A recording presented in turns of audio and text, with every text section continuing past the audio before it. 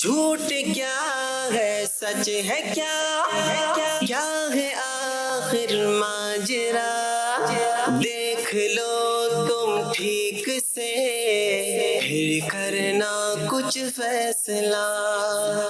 अल्हम्दुलिल्लाहि रब्बिल आलमीन वस्सलातु वस्सलामु अला खातमिन नबिय्यीन अम्मा बाद फ़अऊज़ु बिल्लाहि मिनश शैतानिर रजीम बिस्मिल्लाहिर रहमानिर रहीम अस्सलातु वस्सलामु अलैका या रसूलल्लाह व अला आलिका व अस्हाबिका या हबीबल्लाह अस्सलातु वस्सलामु अलैका या नबीयल्लाह व अला आलिका व अस्हाबिका या नूरल्लाह। प्यारे प्यारे इस्लामी भाइयों और मदनी चैनल के नाज़रीन, मदनी चैनल का प्रोग्राम है कहानी के पीछे कहानी। यकीनन इसके नाम से ही कुछ दिलचस्पी झलक रही है और ये प्रोग्राम हमने पिछली ईद को किया था और उसका इतना शानदार फीडबैक आया कि फिर उसे हमने वीकली किया और आज फिर ईद ट्रांसमिशन में उसको लेकर आए हैं। दरअसल ज़िंदगी में कुछ ऐसे वाक़यात पढ़ने को सुनने को मिलते हैं और यकीन करें ऐसे वाक़यात कुरान मजीद में भी हैं, अहादीस में भी हैं, बुजुर्गों के वाक़यात भी हैं। जब पढ़ते जाते हैं तो अकल हैरान हो जाती है कि इसका नतीजा क्या होगा। जहन में एक नतीजा आना शुरू हो जाता है और बात उसके पीछे कुछ और निकलती है और बाज़ औक़ात वो बात बड़ी सबक आमूज़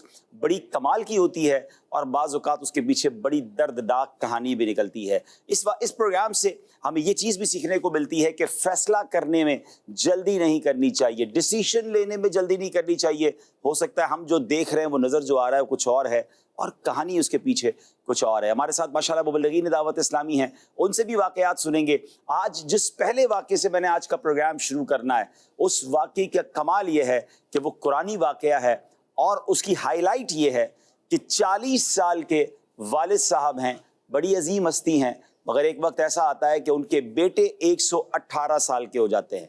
वालिद साहब की उम्र 40 साल है, बेटे 118 साल के हो जाते हैं और जी हाँ वो सगे वालिद हैं। और दूसरी बात यह कि उनके उन वालिद साहब के जो पोते पोतियां हैं वो भी उनसे उम्र में आगे बढ़ जाते हैं। ये सब कैसे मुमकिन है? ये कुरानी वाक़या है ना हैरत अंगेज़ बात। इंशाअल्लाह तफसील से ये वाक़या भी सुनेंगे और फिर इंशाअल्लाह मुबल्लिगीन दावत इस्लामी भी अपने वाक़यात हमें सुनाएंगे। आइए नाज़रीन प्रोग्राम को लेकर आगे चलते हैं। माशाअल्लाह मुबल्लिगीन हमारे साथ मौजूद हैं। सल्लू अलल हबीब सल्लल्लाहु तआला अला मुहम्मद सल्लल्लाहु अलैहि वसल्लम। कुरान मजीद फुरकान हमीद में 100 से ज़ायद वाक़यात हैं और ये सारे के सारे वाक़यात पढ़ने वाले, समझने वाले और उससे मैसेज लेने वाले हैं। ज़ाहिर है ये वाक़यात बयान हुए तो रब्ब करीम ने कुरान में बयान किए और इसीलिए बयान हुए कि हम उसे पढ़ें भी और समझें भी और उससे सबक हासिल करें। पिछली कौमों के हालात कुरान में बयान करने की एक वजह मुफस्सिरीन ये लिखते हैं कि उन कौमों की जो मिस्टेक्स हुई जिनकी वजह से उन पर अजाब आए, हम वो मिस्टेक्स ना करें, अल्लाह की नाराज़ी वाले काम हम वो ना करें। मगर अनफॉर्चुनेटली बहुत बड़ी तादाद में हमारी वो है जो कुरान पढ़ती नहीं है और कुरान ना पढ़ने की वजह से, ना समझने की वजह से जो कुरान ने हमें इंडिकेशंस दी, कुरान ने हमें वार्न किया, कुरान ने हमें समझाया, हम उससे महरूम रह जाते हैं। जैसा मैंने कहा कि ये वाक़या बड़ा अजीब व गरीब है, जी हाँ, और ये भी कुरान मजीद फुरकान हमीद में मौजूद है और ये हज़रत उज़ैर अलैहिस्सलातु वस्सलाम का वाक़या है। वाक़या बड़ा तवील है, मैं मुख्तसर करके उसे बयान कर देता हूँ कि बख्त नसर जो था एक ऐसा शख्स था जिसने बैतुल मुक़द्दस और उस अजीम शहर, उस अजीम मुल्क को तबाह व बर्बाद कर दिया और वहाँ पर अब तमाम लोगों को यूँ समझिए कि हलाक कर दिया गया, बड़ी तादाद में लोग गिरफ़्तार कर लिए गए। जब हज़रत उज़ैर अलैहिस्सलाम बख्त नसर की कैद से किसी तरह बाहर निकले और बैतुल मुक़द्दस तशरीफ़ लाए और शहर की वीरानी देखी तो आपकी ज़बान से बेसाख्ता निकला कि अल्लाह करीम इस वीरान और बर्बादी के बाद शहर को दोबारा कैसे आबाद करेगा। अब इसके बाद आप जब शहर के अंदर दाखिल हुए, जैसा सारा वीराना ही था, कुछ फल आपने तोड़कर तनावुल किए, अंगूरों का जो रस था वो निचोड़कर आपने उसे नोश फरमाया, बचे हुए फल अपनी झोली में डाल दिए, अंगूरों के शीरे को अपनी मुश्क में सेव कर लिया, बचा लिया और फिर अपने गधे को मजबूती के साथ जिस पर आप सवारी करते थे दरख्त के साथ बांध दिया और आप सो गए। मगर अल्लाह की शान देखें कि आप जब आराम करते हैं तो आपकी इसी नींद की हालत में वफ़ात हो जाती है। जी हाँ, आपका इंतकाल हो जाता है और तकरीबन नाजरीन 100 साल तक आप जो है वो इस हालत में रहे। और अब क्या हुआ, अल्लाह ताला ने दरिंदों, परिंदों, चरिंदों, यहाँ तक कि जिन और इंसान सबकी नज़रों से आपको छुपा दिया ताकि कोई आपको नुकसान ना पहुँचा सके। और अल्लाह की शान देखें कि 70 साल के बाद तकरीबन अब एक और बादशाह वहाँ से गुजरा, मुल्क फारस का बादशाह। उसने बैतुल मुक़द्दस को आबाद करना शुरू किया, नई इमारतें बनाई, नए लोग आबाद किए, पूरा शहर कमाल तरीके से आबाद हो गया। 100 बरस के बाद हज़रत उज़ैर अलैहिस्सलाम अब दोबारा अल्लाह पाक उनको ज़िंदगी अता फरमाता है, आपकी आँख खुलती है, آپ نے دیکھا تو آپ کا گدھا مر چکا تھا اور اس کی ہڈیاں تک گل چکی تھی. 100 ایئرس کا وقت گزر چکا تھا نا. اچھا آپ کے سر کے اور داڑھی کے بال کالے تھے, یعنی آپ کی 40 ایئرس کی ایج میں آپ نے یہ آرام کیا تھا. آپ جب 100 سال بعد جاگتے ہیں تب بھی آپ کی عمر مبارک ہوگی. قدرت کی شان دیکھیں, قدرت کا نظارہ دیکھیں. اب جو پھل آپ نے اپنی جھولی میں جو تھیلے میں رکھے تھے وہ پھل بھی پراپر ویسے ہی ہیں, جو انگوروں کا شیرہ ہے وہ بھی مشک میں ویسے کا ویسے ہی ہے. تو آپ نے سوچو بچار میں تھے کہ آپ پر وحی نازل ہوئی اور اللہ تعالیٰ کی طرف سے سوال کیا گیا کہ اے عزیر آپ کتنے دنوں تک یہاں رہے ہیں؟ تو آپ کہتے ہیں مجھے تو ایسا لگا کہ میں صبح سویا ہوں اور شام کو اٹھ گیا ہوں عصر کے وقت میں. تو ارشاد فرمایا کہ آپ 100 سال تک یہاں پر رہے ہیں. ذرا اپنے گدھے کو دیکھیے, اس کی ہڈیاں تک گل سڑ گئی ہیں. کھانے پینے کی چیزوں پر نظر ڈالیے, وہ ویسے کی ویسے سلامت ہیں.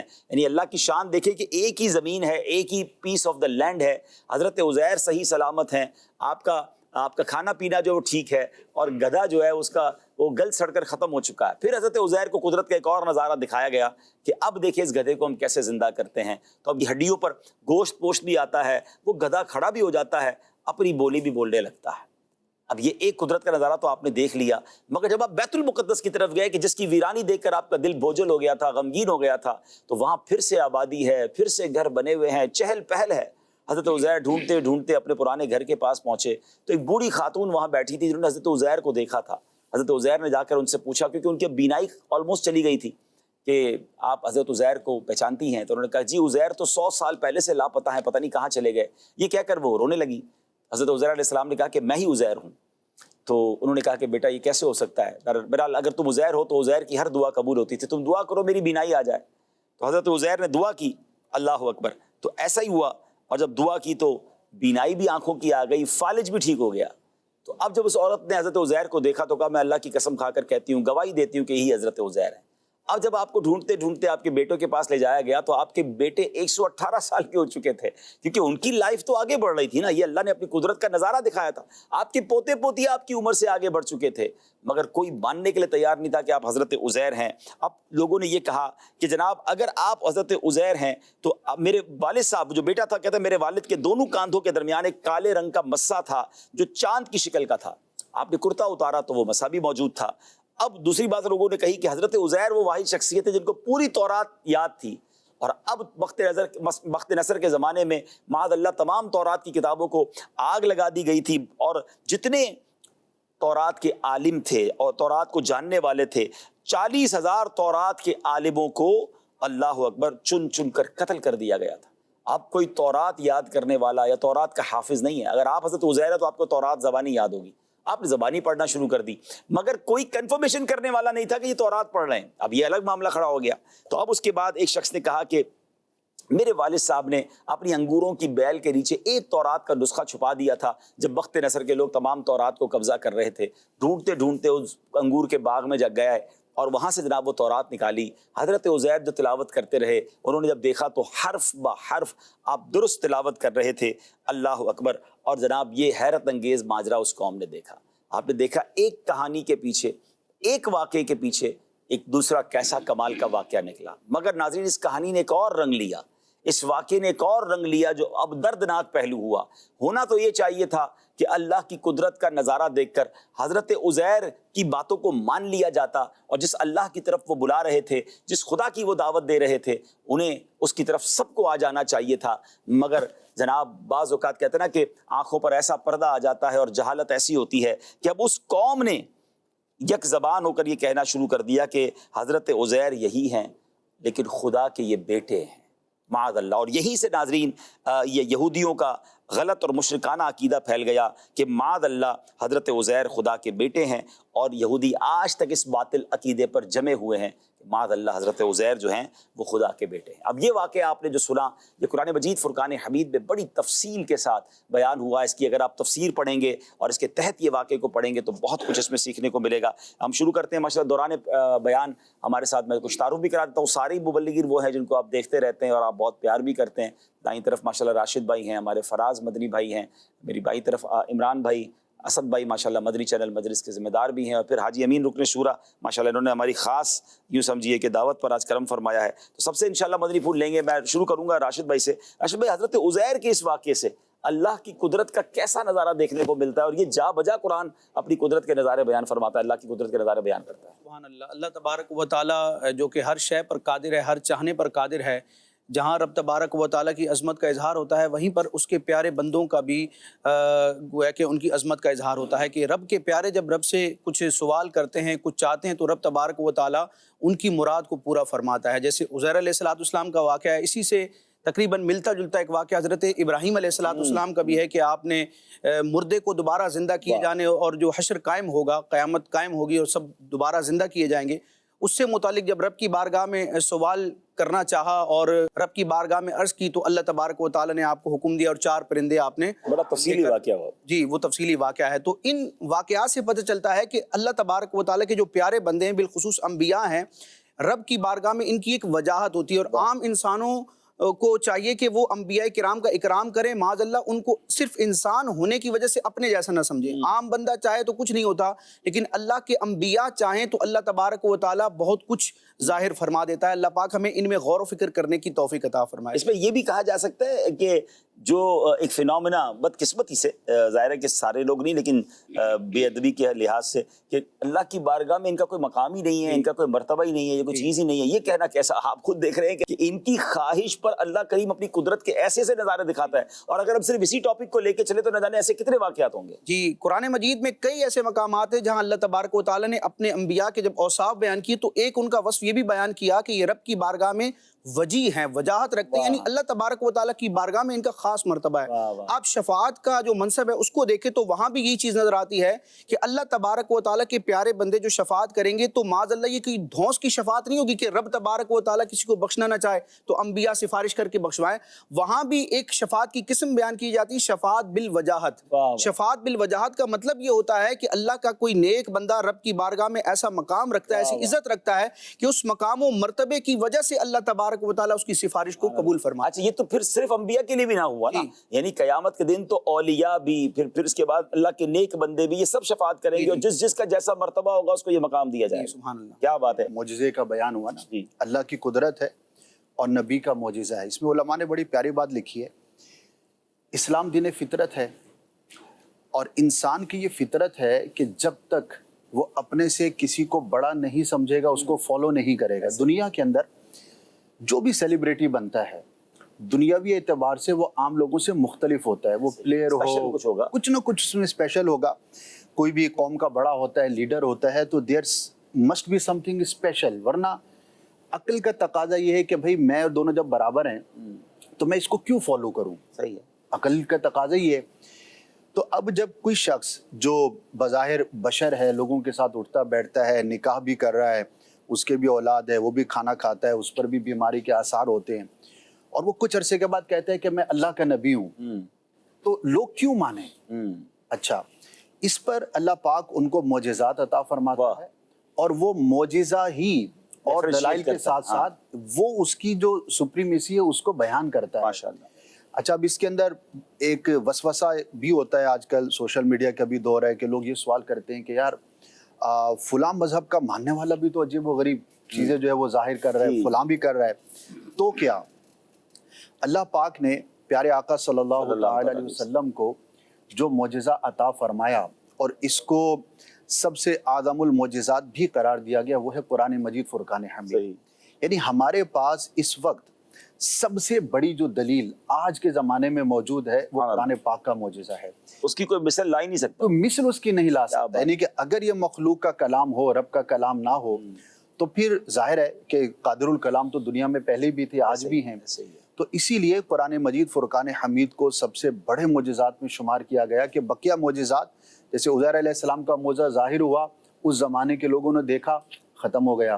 دیگر معجزات بھی اپنے زمانے میں اپنے وقت میں ظاہر ہوئے اور پھر وہ اس وقت کے لوگوں نے دیکھا۔ قیامت تک کے لیے آج مسلمانوں کے پاس جو سب سے بڑا معجزہ ہے وہ قرآن مجید فرقان حمید۔ اچھا، قرآن مجید فرقان حمید کے بہت سارے کمالات کے ساتھ ساتھ ایک کمال جو اس کی حفاظت کا انتظام ہے، یعنی اتنے کروڑوں سینوں میں اس کا محفوظ ہونا، اور ابھی تراویح میں آپ سب نے اس کو ایکسپیرینس کیا ہوگا کہ زبر زیر پیش کی بھی اگر غلطی ہوتی ہے تو پیچھے سے لقمہ، اور بعض اوقات تو کوئی سامع صاحب بھی غلطی کر دے تو کوئی اور حافظ صاحب لقمہ دے دیں گے کہ حضرت یہ یہاں، یعنی کیا خوبصورت یہ قدرت کا شاہکار ہے، معجزہ ہے نا۔ اچھا، یہ بہت سارے وسوسوں کی کاٹ ہے، یعنی کہ دلائل کے اعتبار سے بھئی یہ ہو گیا وہ ہو گیا، کوئی ایسی کتاب نہیں ہے، کوئی ایسی کتاب کہاں سے ہے بھی نہیں اور ہو نہیں سکتی۔ اچھا، یہ کتنی بڑی ایک معقول وجہ ہے کہ کروڑوں اربوں لوگ ہیں دنیا کے اندر، سینکڑوں ہزاروں مذاہب ہیں، نہ کوئی مذہب یہ دعویٰ کرتا ہے، اور اگر کوئی دعویٰ کرتا ہے تو وہ غلط ثابت ہو جاتا ہے۔ ایسا ہے ہی نہیں کہ قرآن مجید فرقان حمید کے مثل جو ہے ایک آیت یا ایک سورت بھی کوئی، کتنی آسمانی کتابیں ہیں جن کے اندر تحریف اور اس کے اندر تبدیلی ہو چکی ہے اور ہوتی چلی جا رہی ہے، مگر قرآن الحمدللہ اس کی حفاظت کا ذمہ رب تعالیٰ نے لیا۔ ناظرین، آپ نے قرآنی واقعہ سنا، چلے ایک نیت ساتھ کر لیں، رمضان چلا گیا ہے مگر قرآن سے تعلق ہمارا رہنا چاہیے، اور آج اس پروگرام میں پہلے واقعے سے کچھ اندازہ ہوا ہوگا کہ کتنے انٹرسٹنگ، کتنے تاریخی، اور یقین کریں اگر ہم سارے مل کر صرف قرآنی واقعات ہی بیان کرتے رہے تو بندہ حیرت میں مبتلا ہو جاتا ہے کہ کیا کیا مطلب واقعات ہیں۔ اور میں تھوڑے دنوں پہلے بھی بتا رہا تھا، آج یمین بھی ماشاءاللہ آڈیو ریکارڈنگ کرواتے ہیں، تھوڑی سی مجھے بھی موقع ملتا ہے تفسیر کی ریکارڈنگ کا، تو کئی بار ایسا ہوا کہ ہم نے ایک ٹائم سیٹ کیا نا کہ بھائی آج 25 آیتیں ریکارڈ کریں گے، آج 30 آیتیں کریں گے، یا آج آدھا گھنٹہ ریکارڈنگ کریں گے، مگر ریکارڈنگ کرتے کرتے کسی ایسے واقعے میں داخل ہو گئے کہ اب جی نہیں چاہ رہا اس کو بند کریں، یار آگے بات کیا ہوگی، اگلے واقعے کا اگلا سٹیپ کیا ہوا، اس کے پیچھے واقعہ کیا ہوا، اس نے یہ کہا تو سامنے والے نے جواب کیا دیا، ہم نے کہا نہیں بھائی اب ٹائم بھلے ہو گیا ہے، پہلے یہ واقعہ کیونکہ ہم نے اس کو ریکارڈ کرتے تاکہ اس بہانے ہم بھی پڑھ لیں گے۔ یعنی قرآن کی جو اٹریکشن ہے نا وہ آپ کے دلوں کو کھینچ لے گی، اور آپ کے ساتھ بھی ہوا ہوگا جو تفسیر قرآن پڑھنے والے ہیں کہ پڑھتے پڑھتے بندہ کہتا ہے نہیں یار جب تک یہ بات پوری نہیں ہوگی نا میں نے قرآن کو نہیں رکھنا۔ کیا فرمائیں گے؟ یہ سب ماشاءاللہ یہی بات آپ کی جو ماشاءاللہ گفتگو ہے اس میں یہی تھا کہ یہ قرآن تو ایک تو سمجھنا اپنی جگہ ہے، لیکن اس کو بھی جو کہا جاتا ہے نا کہ اس سے پڑھیں بھی تب بھی اس سے دلوں کا زنگ دور دل نرم ہو جاتے ہیں۔ تو اس میں ظاہر ہے کہ اگر جیسے آپ نے کہا کہ قرآن سے ہمارا ایک تعلق قائم ہوا تھا تو غیر رمضان میں بھی تلاوت قرآن، سبحان اللہ، اس کو بھی اپنا ایک اچھا میں اس میں نا ایک اور بات ایڈ کروں گا، جو مفتی ہمارے امیر اہل سنت ہے نا یہ حکیم الامت بھی ہیں، یہ نباز ہیں، مجھے اس سے یہ امیر اہل سنت کی حکمت ہے نا اب سمجھ آئی بہت دیر بعد، یہ جو 3 آیتوں کا ترجمہ اور تفسیر ہے نا، آپ کسی کو 30 آیتیں پڑھو، 30 آیتیں مطلب شروع ہی نہیں کرے گا، یعنی آپ 3 آیتوں والوں کو کئیوں کو پوچھے کہ وہ 3 آیتیں پڑھنے بیٹھے ہوں گے کہ نہیں یار یہ واقعہ تو پورا ہونا چاہیے، یہ بات تو بہت 10 آیتیں 15 آیتیں۔ مجھے اس سے ایک بات کہانی کے پیچھے ایک اور کہانی ہوا یہ کہ نگران شورا اور ہم گئے، یہ شاید وہ شخصیت یہاں آئے تھے یا ہم امارات میں ملے، بہت بڑی شخصیت ہے، بہت بڑے بزنس مین ہے، تو نگران باتوں میں ذرا اچھی دوستی ہو گئی، تو باتوں میں بات ہوئی، نگران شورا فرمایا آپ قرآن کا کیا معمول ہے، تو انہوں نے کہا قرآن تو میں نہیں پڑھتا ہوں۔ کہا اچھا ایسا کریں آپ صبح جب آفس سے نکلتے ہیں تو شاور وغیرہ لے کر نکلتے ہوں گے، وضو تو ہوتا ہے، کہا بس آپ قرآن کو چوم کے جایا کریں، جب بھی جائے نا قرآن کو چوم کے آفس جایا کریں، تو کہا ٹھیک ہے یہ تو میں کر سکتا ہوں۔ اچھا میں تھوڑی دیر سوچوں یار یہ کیا، نگران شورا نے ایک آیت تو کہنی چاہیے تھی، اتنا آسان کر دیا انہوں نے، کہانی کے پیچھے کہانی تھی وہ۔ آپ یقین کریں کچھ دنوں بعد وہ بندے سے پھر ملاقات ہوئی، کہتا ہے یار آپ کمال آدمی ہو یار، بولا کیوں؟ بولا یار میں 3-4 دن تو چوم کے گیا، پھر شرم آئی گئی یار قرآن کھول کے تو دیکھو، تو بولا میں روز کچھ پڑھنے لگ گیا ہوں۔ تو یہ بڑوں کی بڑی بات ہوتی ہے اور واقعی قرآن آپ کو اپنی طرف کھینچ لے گا۔ اچھا عبداللہ بھائی وہ مقناطیس ہے۔ اس میں ایک بات یہ بھی یاد آپ کو آ جائے گی کہ وہ جیسے کسی مرحوم کا ایصال ثواب کا دن ہوتا ہے، اچھا ہم میسج کرتے ہیں کہ میرے والد صاحب کی برسی ہے، ایک دفعہ سورہ فاتحہ 3 دفعہ سورہ اخلاص، اچھا امیر حسین کا کیا میسج؟ امیر حسین نے کہا کہ ایک درود پاک پڑھ کے میری بہن کو ایصال ثواب کرو۔ اب آپ بتائیں کہ یہ مطلب ایک حکمت عملی کو ہاتھوں ہاتھ پڑھ کے فوراً ہاں لاکھوں لوگ پڑھ لیں گے نا، ورنہ پھر ابھی میں تھوڑی دیر بعد پڑھوں گا، ٹائم نکالوں گا۔ تو بہرحال کمال کی بات ہے، چلے قرآن سے بات سٹارٹ ہوئی ہے تو پہلی انٹینشن پہلی نیت تو سب کر لیں کہ انشاءاللہ روزانہ کچھ نہ کچھ قرآن پڑھیں، اور پھر جو ماشاءاللہ تفسیر قرآن دعوت اسلامی نے ہمیں دے دی، صراط الجنان موسٹ ایزیسٹ تفسیر قرآن، بہت آسان اردو میں ہے۔ اب طویل تفسیر جو پڑھنے کے شوقین ہیں ان کے لیے بھی آپشن آ گیا، 2 جلدوں پر مختصر تفسیر قرآن، تعلیم القرآن بھی مفتی قاسم صاحب نے ہمیں عطا کر دی ہے، وہ بھی آپ پڑھ سکتے ہیں، وہ تو بہت شارٹ ہے۔ اور پھر ماشاءاللہ تفسیر قرآن انگلش میں بھی میسر ہے، مفتی عبدالنبی حمیدی صاحب نے ہمیں تحفہ دیا ہے، وہ بھی مکتبۃ المدینہ سے حاصل کر سکتے ہیں۔ چلے لگے ہاتھوں عید کے دن ہیں، مفتی حمیدی صاحب کے لیے خاص دعا بھی فرمائے، کافی شدید بیمار ہیں، اللہ انہیں شفائے کاملہ عاجلہ عطا فرمائے۔ چلیں پھر جی فراز بھائی ضرور ہوئی ہے تو آپ نے فرمایا کہ انبیاء علیہ السلام کا مقام اللہ کی بارگاہ میں کتنا بلند ہوتا ہے۔ اگر آپ ان واقعات کو صرف پڑھ لینا کہ اللہ تبارک و تعالیٰ کا انبیاء سے کلام کس طرح، آپ صرف اسی واقعے کو جو راشد بھائی نے بھی بتایا، اذ قال ابراہیم ربی ارنی کیف تحیی الموتى، قال اولم تؤمن، یعنی آپ انداز دیکھیں گے اللہ تبارک و تعالیٰ فرماتے ہیں کہ کیا تمہیں ابھی حق الیقین حاصل نہیں ہوا؟ تو جب ابراہیم علیہ السلام نے اللہ کی بارگاہ میں عرض کی بلا یا اللہ یقیناً مجھے یقین تو ہے لیکن مجھے حق الیقین والی کیفیت عطا فرما دے، تو رب تبارک و تعالیٰ نے پھر ان کی اس خواہش کو پورا فرمایا، وہ حق الیقین دکھایا، ان کو آنکھوں سے وہ سارے مناظر دکھائے۔ اسی طرح یہ تینوں واقعات، یہ والا عزیر علیہ السلام کا واقعہ اور نمرود والا واقعہ، وہ تینوں واقعات ایک ساتھ ہیں۔ اس سے جو اوپر والا عزیر علیہ السلام کا واقعہ ہے، وہاں پر بھی اللہ کریم نے عزیر علیہ السلام کے بارے میں ان سے مخاطب ہو کے فرمایا، یعنی آپ انداز دیکھیں رب تبارک و تعالیٰ اپنے بندوں سے کلام کرنے کا کہ اے عزیر تم کتنا رہے؟ انہوں نے کہا کہ لبثت یوما بعد یوم، میں تو صرف ایک دن ہی رہا ہوں۔ پھر اللہ پاک نے ان کی اصلاح فرماتے ہیں، فرمایا قال بل لبثت 100 عام فانظر الى طعامك وشرابك لم يتسنى۔ تو یہ اللہ تبارک و تعالیٰ کی بارگاہ میں انبیاء کا مقام ہی ہوتا ہے کہ وہ جو عرض کرتے ہیں اللہ کی بارگاہ میں اللہ ان کو عطا فرماتا ہے۔ پھر اگر آپ قرآن کے واقعات دیکھیں تو جہاں سابقہ انبیاء کی قوموں پر عذاب آیا، اس کے بارے میں مفسرین نے یہ لکھا کہ جیسے لوط علیہ السلام کی قوم پر جب عذاب آنے والا تھا تو ابراہیم علیہ السلام نے اللہ کی بارگاہ میں عرض کی کہ یا اللہ اس عذاب کو ٹال دے، لیکن وہاں مفسرین نے فرمایا کہ جب ابراہیم علیہ السلام اللہ کی بارگاہ میں عرض کر رہے تھے تو یہ انبیاء کا مقام ہی ہوتا ہے کہ چونکہ بات اٹل تھی، عذاب آنا ہی آنا تھا، تو انبیاء علیہ السلام کو اس پر گفتگو کرنے سے اس لیے روک دیا جاتا تھا کہ آپ اگر اس پر کلام کریں گے تو اللہ تبارک و تعالیٰ وہ لازمی پوری فرمائے گا۔ تو یہ بھی انبیاء علیہ السلام کا جو مقام ہے، یہ سارے واقعات سے ہمیں قرآن سے ہی پتہ چل جاتا ہے۔ حاجی صاحب یہاں وہ قرآن سے جو دلچسپی والا معاملہ ہے اس پر میں ایک بات ذکر کروں گا۔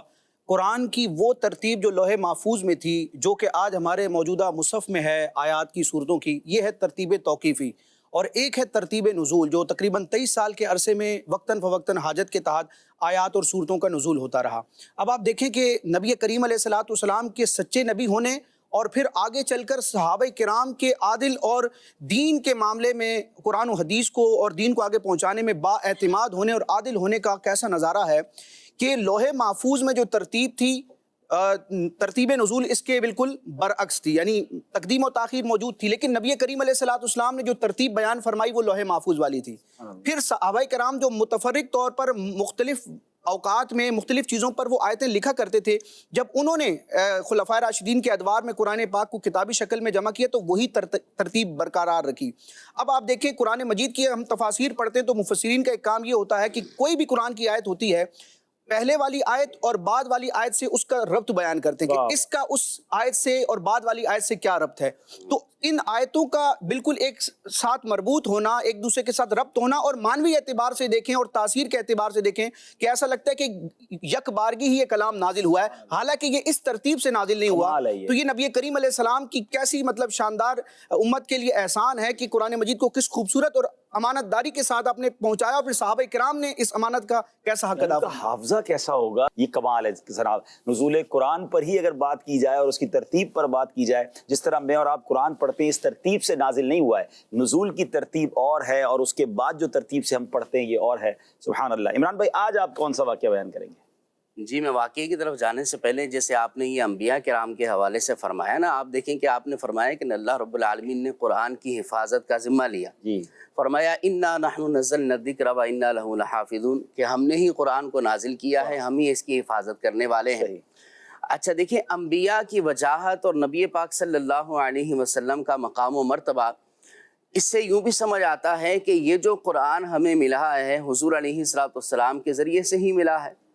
اب یہ جو کہا جاتا ہے کہ ہمیں قرآن کا ذمہ اللہ رب العالمین نے لیا ہے اور اس پر یہ آیت کریمہ دلیل دی جاتی ہے، میں نے ایک کتاب میں پڑھا عبدالحبیب بھائی کہ بھی اس آیت کریمہ کے بارے میں کیا دلیل ہے کہ یہ آیت ہی قرآنی ہے، یہ آیت بھی اللہ ہی کی طرف سے نازل شدہ ہے۔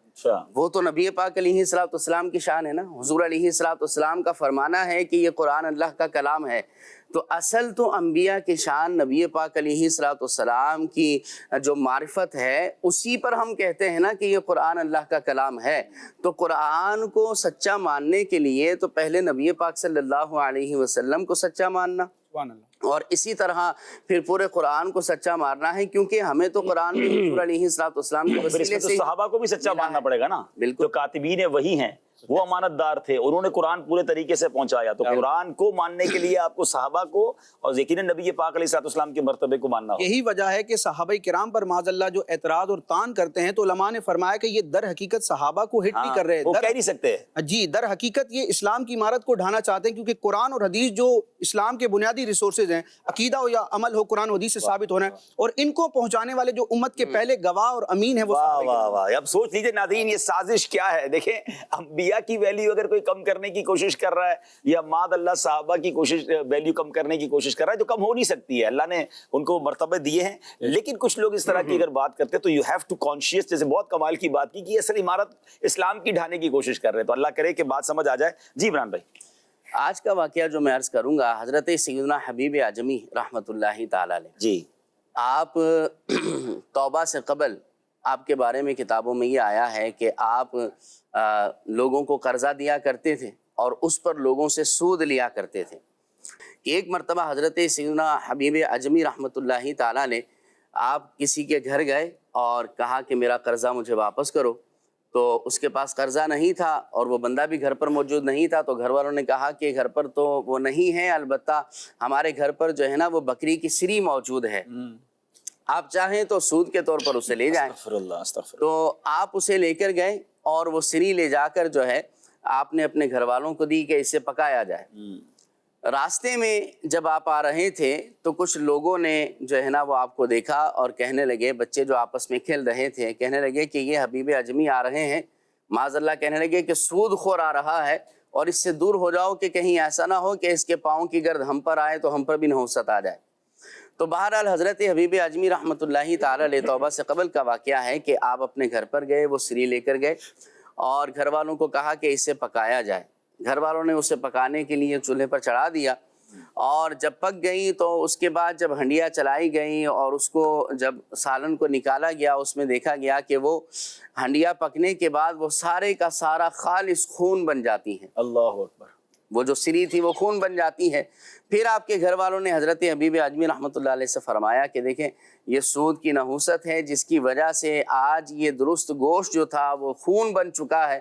حضرت حبیب اعجمی آپ جو ہے آپ کی اصلاح ہوتی ہے اور توبہ کی طرف آپ مائل ہوتے ہیں تو آپ جاتے ہیں سیدنا امام حسن بصری رحمۃ اللہ تعالی علیہ کے پاس اور وہاں جا کر آپ ان کے ہاتھ پر بیعت کرتے ہیں, توبہ کرتے ہیں.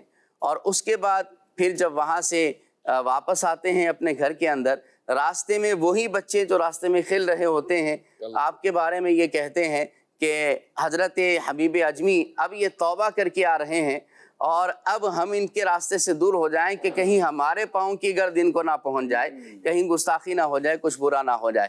تو اس طرح پھر حضرت حبیب اعجمی رحمۃ اللہ تعالی علیہ جب یہ سنتے ہیں تو اللہ کا شکر ادا کرتے ہیں کہ مولا ابھی میں نے فوراً ہی توبہ کی ہے اور تیرا اتنا بڑا احسان ہے کہ تو نے لوگوں کے دلوں میں میری محبت کو ڈال دیا ہے کہ پہلے جو میرے بارے میں غلط کلمات کہا کرتے تھے آج وہ جو ہے اچھے کلمات اور تعریف کرنے پر ہے. توبہ کرتے ہی دلوں کے حالات بدل دیے نا اللہ کریم, توبہ کرتے ہی دلوں میں عزت ڈال دی. اور ناظرین یہ ایک پوری تفصیل ہے کہ ایسے کئی اولیاء کرام ہیں جو توبہ سے پہلے عجیب و غریب کاموں میں مصروف تھے, مگر جب سچی توبہ کی تو اللہ کریم نے ولایت کا تاج عطا فرما دیا. یہاں ہمیں توبہ کی اہمیت بھی پتہ چلی. اور یہ بھی عمران بھائی میں تو جب سے یہ واقعات پہ تھوڑا سا اس طرح غور کیا کہ پھر تو ہم بھی ولایت کی خیرات تو مانگ سکتے ہیں نا. ہم ٹھیک ہے گناہ گار ہیں, اوقات نہیں ہے, یعنی امیر اہل سنت کا وہ جو شعر ہے تو اپنی ولایت کی خیرات دے دے میرے غوث کا واسطہ یا الہی. جب میں پہلے پڑھتا تھا نا تو میں کہتے ہیں ہم اور ولی مطلب ہمارا اوقات کے ہم کیسے بن سکتے ہیں, لیکن جب ان واقعات پر نظر گئی تو میں نے کہا کیا کمال کی. دیکھیں ہم قابل نہیں ہیں, میرا رب چاہے تو وہ تو اپنی ولایت عطا فرما سکتا ہے نا. تو ہمیں اپنی دعاؤں میں یہ ولایت والی خیرات بھی مانگنی چاہیے. کیا پتہ کوئی قبولیت کی گھڑی ہو. ولایت کسبی نہیں, ہاں یہ ملی عطا ولایت کسبی نہیں ہے, یہ عطائی ہے, اللہ کی عطا ہے. وہ چاہے تو جب بھی عطا فرما دے. البتہ دعا مانگنا جائز ہے اور یہ مانگنا چاہیے. ولایت اللہ رب العالمین کی عطا ہے, جسے چاہے عطا فرما دے. بڑے بڑے اولیاء کے جو واقعات ہم کتابوں میں پڑھتے ہیں, حضرت فضیل بن عیاض ہیں, حضرت مالک بن دینار ہیں اور دیگر جو بڑے بڑے اولیاء ہیں کہ آج ہم ان کا نام لیتے ہیں تو بلا ساختہ زبان سے رحمت اللہ تعالی نے نکل جاتا ہے. ادب کے ساتھ ان کا ذکر کیا کیا جاتا ہے. آج ہمارے لیے وہ مشعل راہ ہیں, لیکن اللہ رب العالمین نے جو ہے نا ان کو ہدایت عطا فرمائی تو وہ اولیاء کے سردار بھی بنے, ولی بھی بنے. تو ہمیں بھی ولایت جو ہے اللہ رب العالمین سے مانگنی چاہیے. ولایت دوستی ہے نا, تو دوستی دیکھیں آپ کے ساتھ بھی ایسا ہوتا ہے ناظرین, کچھ لوگ آپ کے ساتھ برسوں رہتے ہیں, ان سے دوستی نہیں ہو پاتی, وہ ساتھی بن جاتے ہیں. کوئی ایک بار ملتا ہے اور دوست بن جاتا ہے. تو یہ آپ کی مرضی ہے کہ آپ کس کو دوست بناتے ہیں اور کون آپ کا کلیگ ہوتا ہے. تو اللہ کریم کی شان ہے, جس کو چاہے دوستی عطا, جس کو ولایت عطا فرما دے. تو ہم ہاں ریکویسٹ تو کر سکتے ہیں. خوبصورت بات ہے. اگر کوئی کہے کسی کو کہ کیا تم اللہ کے ولی ہو, تو حکم یہ ہے کہ وہ انکار نہ کرے. اچھا جی, واہ, یہ مطلب مسئلہ ہے کہ حکم یہ ہے کہ وہ یہ نہ کہے کہ میں نہیں ہوں, کیونکہ بعض اوقات یہ بھی ہوتا ہے کہ کوئی شخص اللہ کی بارگاہ میں ولی ہے اور اس کو خود نہیں پتا ہوتا. یعنی ہر ولی کو اپنی ولایت کا پتہ ہو, یہ ضروری نہیں. تو ہو سکتا ہے اس کا مقام اللہ کی بارگاہ میں محبوبیت کا ہو اور اسے خود پتہ نہ ہو, تو انکار نہ کرے, تو وہاں خاموشی اختیار کرے یا دعا کر اللہ بنا دے مجھے, دعا کر دے اللہ پاک مجھے بنا دے, یہ سعادت عطا فرمائے. تو اس میں یہ بڑی خوبصورت بات. اب اللہ رب العالمین اپنی ولایت کے لیے کسے منتخب فرما لے یہ تو نہیں معلوم, کیونکہ اللہ رب العالمین نے اپنے اولیاء کو اپنے بندوں میں پوشیدہ رکھا ہے. یہی میں کہنے والا تھا, جو اسد بھائی نے کہا کہ بندے کو خود نہیں پتا ہوتا وہ اللہ کا ولی ہے, تو ہمیں کیسے پتا چلے گا؟ تو ہمیں تو سب کے ساتھ ادب سے پیش آنا ہے, سب کی عزت کرنی ہے. ولایت جو ہے نا اس کے دو اقسام کی گئی ہیں. مفتی احمد یار خان نعیمی رحمۃ اللہ تعالی فرماتے ہیں, ایک ہوتی ہے ولایت تکوینی, جس کو ہم ولایت سمجھتے ہیں, اور وہ ولایت ہے بھی کہ بندہ صاحب کرامت ہو جاتا ہے, اس پر کشف بھی ہوتا ہے اور اس سے کرامات کا ظہور بھی ہوتا ہے اور اس کی نیک نامی اور شہرت بھی ہو جاتی ہے. اور ایک ہوتی ہے ولایت تشریعی. مفتی صاحب فرماتے کہ ہر با شرع یعنی پابند شرع مومن جو ہوتا ہے وہ اللہ کا ولی ہوتا ہے. وہ جو روایتوں میں وہ جو علماء اور صوفیاء بیان کرتے کہ جہاں 40 اللہ کے نیک بندے ہوں وہاں اللہ کا ایک ولی ہوتا ہے. تو اس کی ایک تعبیر اور تعویل یہ بیان کی جاتی ہے کہ جہاں 40 نیک افراد ہوتے ہیں وہاں ان میں اللہ تبارک و تعالیٰ کا ایک ولی ہوتا ہے, یعنی ولی تشریعی ہوتا ہے. ماشاءاللہ, کیا بات ہے. اللہ پاک ہم پر بھی خاص نگاہ کرم فرمائے. تو ناظرین واقعات بھی سن رہے ہیں اور سبق بھی لے رہے ہیں, کچھ کالز بھی لیتے ہیں. جی, پروگرام کہانی کے پیچھے کہانی ماشاءاللہ بہت اچھا جا رہا ہے. اس میں ماشاءاللہ بہت سے واقعات ہیں جس میں ہمیں بہت کچھ سیکھنے کو ملتا ہے. بڑی بات یہ ہے کہ جب واقعہ بیان ہو رہا ہوتا ہے تو ہمیں لگتا ہے کہ اس کا نچوڑ یہ ہوگا, اس کا لب لباب یہ ہوگا, لیکن ماشاءاللہ مبلغین کا انداز سبحان اللہ, اس میں سے کئی پہلو نکل آتے ہیں واقعات کے, اور ان کا بیان کرنے کا انداز ماشاءاللہ. اللہ تعالیٰ نظر بد سے بچائے, آمین بجائے خاتم النبیین صلی اللہ علیہ وسلم. بہت شکریہ آپ کی حوصلہ افزائی کا. ایک اور کال دیجیے گا. محمد ارسلان اتری مدینہ الاولیاء ملتان شریف سے بات کر رہا ہوں. عبدالحبیب بھائی, آپ سے میرا یہ سوال ہے کہ آپ کے جو والدین تھے آپ کو بچپن میں کتنی عیدی دیتے تھے, تو آپ کی کیا خواہش ہوتی تھی آپ کو مجھے اتنی عیدی ملے؟ اس بارے میں کچھ ماضی کی یاد بتائیں جو آپ کو والدین کے ساتھ عید گزارنے میں مزہ بھی آتا ہو اور لطف بھی آتا ہو, بچپن کی یاد والدین کے ساتھ. اس بارے میں کچھ متنی پھول ارشاد فرمائیں. جی, عیدی تو اچھی ملتی تھی. اب ظاہر ہے ہمارے بچپن میں کوئی ہزاروں روپے تو عیدی نہیں ملتی ہوگی, اس زمانے میں اگر سینکڑوں میں تھی تو وہ سینکڑوں بھی زیادہ تھے. کیونکہ مجھے یہ ضرور یاد ہے کہ میں اسکول میں 10 روپے لے کے جاتا تھا اور اس میں میرا لنچ بھی ہو جاتا تھا, اس میں میری کولڈ ڈرنک بھی ہو جاتی تھی اور کچھ 1-2 روپے شاید بچ بھی جاتے تھے. تو اب آپ اس زمانے میں 10 روپے کی اہمیت یہ تھی, اب تو ظاہر ہے کہ 10 روپے میں شاید کچھ بھی نہیں آتا. تو بہرحال الحمدللہ عیدی تو اچھی ملتی تھی. لیکن کون بچہ ہوتا ہے جو عیدی پہ خوش نہیں ہوتا؟ میں تھوڑا لاڈلا اس لیے تھا کہ میں پہلا بیٹا بھی تھا اور باقی چچا وغیرہ اور باقی رشتے دار بھی عیدی کافی دیتے تھے. لیکن یہ ہے کہ 14-15 سال کی عمر میں کاروبار پہ بیٹھ گئے تو پھر عیدی ویدی بند ہو گئی کہ خود ہی کمانے لگے. تو اب وہاں پھر وہ ٹھیک ہے, پھر خود ہی دینے والے بندے. اچھا, بچوں کو یہ بھی ہوتا ہے کہ عیدی کتنی ملے, وہ اس کا حساب کتاب نہیں رکھتے کہ کتنے پیسے ہوئے ہیں, وہ نوٹ گنتے ہیں کتنے نوٹ ہوئے. نہیں, وہ ابھی تو ایسا بھی ہوتا ہے, بچے ہوشیار ہو گئے. لیکن کبھی کبھی جو ہے نا وہ چھوٹے بچے ان کے ساتھ بڑا مزہ آتا ہے کہ بندہ ان کو کہنا کہ بھائی 1000 روپے کا ایک نوٹ چاہیے, 50-50 کے 4 چاہیے, تو کہتے 50-50 کے 4 4 عیدی مل گئی مجھے, دادا نے مجھے 4 عیدی دی ہے, تو خوشی خوشی چلے جاتے. چلے جناب, اگلی کال دیجیے گا. میرا نام فیصل محبوب ہے. پیارے نبی بھائی, میرا آج آپ سے سوال ہے کہ آپ نے عید کے کتنے سوٹ سنائے ہیں اور آپ مجھے نعت سنائے. فاصلوں کو طے کر لطف ہے ہم سے اگر ہم بھی بے بس نہیں, بے سہارا نہیں. میں نے تو ویسے ہی 2 دن عید کے یہاں گزارنے تھے, آج میرا رات ٹریول بھی ہو جائے گا. تو ویسے میں نے کل بتا دیا, اس کا جواب دے دیا تھا کہ میں کوشش کرتا ہوں ایک ساتھ ہی 4-5-6 سوٹ سلوا لیتا ہوں یا خرید لیتا ہوں. تو میں نے عید کے دنوں میں ایکسپیشلی تو کوئی نہیں سلوایا, میرے پاس پڑے ہوئے تھے تو انہیں میں سے میں نے پہن لیے. چلے آج یمین کی طرف چلتے ہیں. آج یمین کیسے ہیں آپ؟ ٹھیک ہیں ماشاءاللہ, مرحبا. آپ ماشاءاللہ پہلے تو یہ بتائیں کہ آپ سنا رمضان میں کچھ پاکستان کا ٹریول کیا, یہ کیا کہانی کے پیچھے کہانی, کہاں گئے تھے آپ رمضان میں؟ الحمدللہ نگران شورا کے ساتھ سفر تھا رمضان شریف سے 2-3 دن پہلے حیدرآباد کا. واپسی پہ آ رہے تھے تو وہ اعتکاف کی کچھ تیاریوں پہ ڈسکس ہو رہی تھی. تو مجھے کہا کہ یار ایسا نہ ہو کہ آپ ہو کر آ جاؤ تھوڑا. ٹھیک ہے انشاءاللہ چلے جاتے. یہ پہلا ایکسپیرینس ہوگا رمضان میں اس طرح ٹریول کرنا. ہاں لیکن ماشاءاللہ میں نے کل شکریہ ادا کیا نگران شورا کا. ماشاءاللہ میں کہا ایسا بہت شکریہ آپ کا کہ آپ نے یہ موقع دیا. تو ایک تو یہ کہ سفر اپنی جگہ ہے مگر چونکہ ایک مخصوص کام اور چونکہ جدول کہاں گیا ایسا باب؟ ہم نے شروع کیا تھا اسلام آباد سے. ہم اسلام آباد پہنچے, پھر اسلام آباد سے کشمیر میرپور, ٹھیک ہے, پھر باغ, پھر مظفر آباد. یہ 1 ماہ کے جو اعتکاف ہو رہے تھے ان کا وزٹ آپ نے کیا ماشاءاللہ. تو پھر مظفر آباد, پھر ہم گئے. اندازاً کتنے مقامات پہ دعوت اسلامی نے پاکستان میں 29 پاکستان میں سے ماشاءاللہ. اور یہ بات جو اب تھوڑی دنوں پہلے دیکھی میں نے چینل پہ بھی بیان کیا کہ 10 دن کا اعتکاف تقریباً 15,000 سے زیادہ مقامات. نہیں 15,000 تو یہ آ گئی تھی کارکردگی, اور یہ اب جو ہے نا مزید اس کی کیلکولیشن کی جا رہی ہے. تو الحمدللہ ٹارگٹ حاجی شاہ صاحب کا تو 30,000 تک لے جانے کا تھا, اور امید ہے کہ جو کیلکولیشن ہو رہی ہے اب چونکہ آفیسز بند ہو گئے تو اپروکس 20,000 سے پلس ہوگا ہی. اللہ اکبر, 20,000 مساجد میں. اچھا ناظرین یہ سوچنے والی بات ہے کہ مور دین 20,000 مساجد میں دعوت اسلامی نے 10 دن کا اعتکاف کروایا. اس کا مطلب یہ کہ ان جگہوں پر مبلغین کی فراہمی, وہاں شیڈیول چلانا, اور پھر اس کے سحری افطاری اور دیگر معاملات کو دیکھنا. تو یہ 20,000 مساجد, ویسے تو ماشاءاللہ پاکستان میں ہو سکتا ہے ہزاروں اور 1-8 لاکھ مسجد تک ہو سکتا ہے کوانٹٹی بن گئی ہو, لیکن دعوت اسلامی کے زیر انتظام ماشاءاللہ مور دین 20,000 اپروکسیمیٹلی 20,000 کے قریب مساجد میں اعتکاف کروانا. سبحان اللہ. یہ آپ کی دعوت اسلامی اور یہ اس کا network. I'm only talking about Pakistan. یہ پاکستان کے مقامات کی بات ہو رہی ہے. جی ایسا بات واقعہ سنائیں. اچھا یہ پہلے کہانی کے پیچھے ایک اور کہانی سمبندھت, آپ کے پاس اتنے واقعات کہاں سے آتے ہیں؟ آپ کون سی کتاب پڑھتے ہیں؟ آپ سفر کر کے آئے تو اچھا اس سفر میں بھی واقعات مل گئے, کہانیاں بہت ساری آپ لوگوں سے سنتے رہتے ہیں, کہیں نہ کہیں پڑھتے رہتے ہیں کچھ. چلے سنائیں ہمیں کوئی اچھا سا واقعہ. میں اس سے آپ کی گفتگو کل بھی سنی تھی الحمدللہ. ایک واقعہ کچھ یوں پڑھا تھا کہ ایک نوجوان کے والد بوڑھے تھے اور وہ بیمار ہو گئے. آئے دن کوئی نہ کوئی پرابلم رہتا تھا ان کو. ایک دن آفس میں تھا تو گھر سے فون آیا کہ بھائی طبیعت زیادہ خراب ہے اور آپ فوراً گھر آئیں. اب گھر آئے تو والد صاحب واقعی پرابلم تھی, ڈاکٹر کو فون کیا تو دوسرے دن کا اپوائنٹمنٹ ملا کہ دوسرے دن آپ آ جائیں.